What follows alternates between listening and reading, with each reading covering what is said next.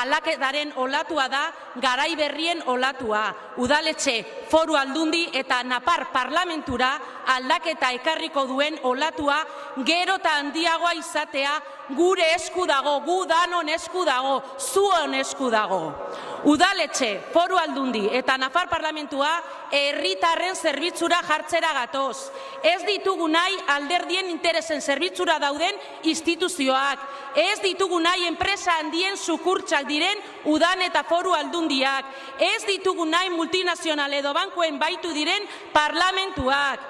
Bukatu da politika grisen garaia, amaitu da bulegoen iluntasunean herritarren behar eta interesen aurka erabakiak hartzeko garaia. Bukatu da publizitate kanpainekin itxuratzen den politika atzerokoaren garaia. Herritarrak asperturik gaude, asperturik olako politiketaz. Bilduk ez du horrelakorik onartuko.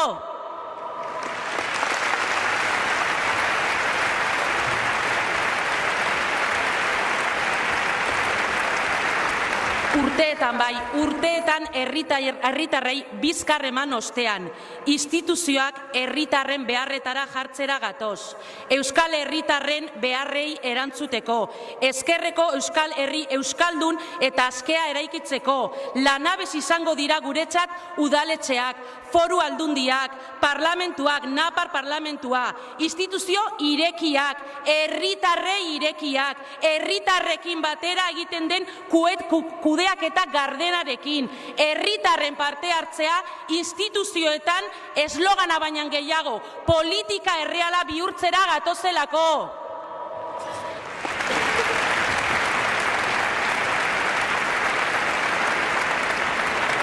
Aldaketa instituzionala eskura daukagu. Aldaketa instituzionala eskura daukagu eta beharrezkoa dugu. Herri honek garai berri bat ireki eta aurrera egiteko gogo eta indarrez dagoelako.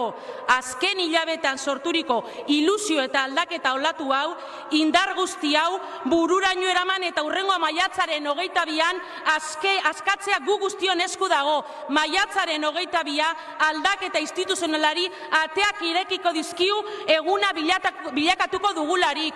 Gora Bildu!